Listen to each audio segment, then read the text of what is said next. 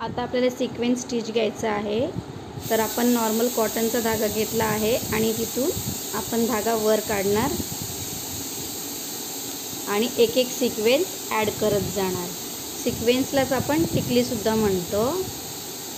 तर असं एक एक सिक्वेन्स ॲड करत जायचं, समोर यायचं आणि एक एक चेन स्टिच द्यायची।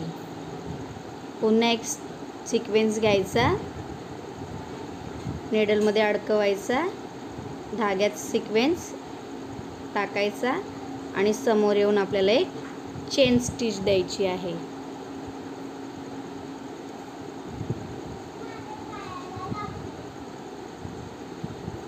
असंच एक एक धागा हे करायचा आणि सिक्वेन्स ॲड करत जायचं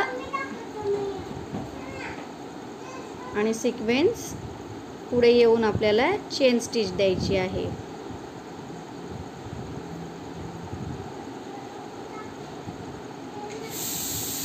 आणि शेवटी आपली लॉक करायची पद्धत सेम असणार आहे।